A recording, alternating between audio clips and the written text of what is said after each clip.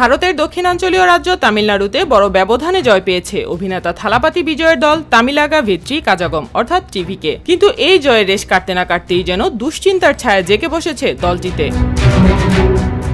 তামিলনাড়ুতে সরকার গঠনকে ঘিরে তৈরি হয়েছে নতুন রাজনৈতিক অনিশ্চয়তা।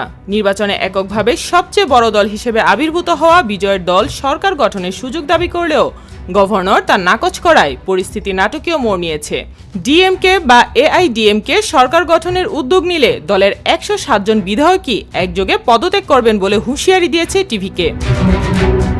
ভারতীয় সংবাদ মাধ্যম এনডিটিভির প্রতিবেদনে বলা হয়েছে, এম কে স্টালিনের দল ডিএমকে ও পালানিস্বামীর দল এআইডিএমকে এর মধ্যে সম্ভাব্য সমঝোতার আশঙ্কা থেকেই এই কঠোর অবস্থান নিয়েছে বিজয়ের দল। টিভিকের অভিযোগ, জনসমর্থনে এগিয়ে থাকা দলটিকে ক্ষমতার বাইরে রাখতে দুই পুরনো প্রতিদ্বন্দ্বী দল পর্দার আড়ালে সমঝোতার চেষ্টা করছে।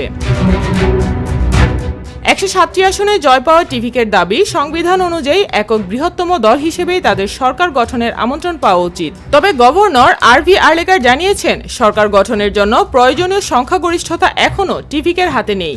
তিনি বিজয়কে 118 জন বিধায়কের সমর্থনপত্র জমা দিতে বলেছেন। সংখ্যাগরিষ্ঠতা পেতে টিভিকের আরও 10টি আসন প্রয়োজন।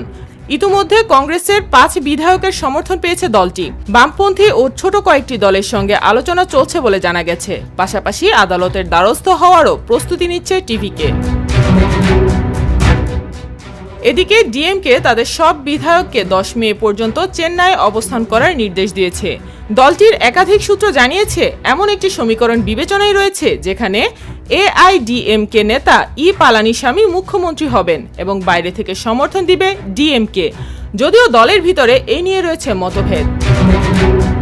ডিএমকের তরুণ নেতৃত্বের একটি অংশ আশঙ্কা করছে, বিজয় ক্ষমতায় এলে তিনি কিংবদন্তি নেতা এম.জি. রামচন্দ্রনের মতো দীর্ঘ সময় রাজনীতিতে আধিপত্য বিস্তার করতে পারেন। অন্যদিকে এআইডিএমকেও তাদের বিধায়কদের পরিস্থিতি পর্যবেক্ষণে থাকতে বলেছে।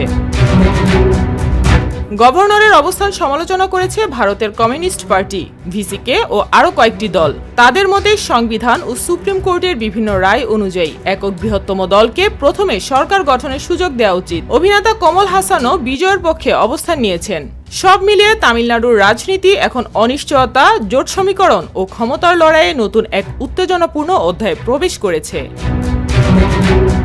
নুসরাত আফরিন, নিরপেক্ষ।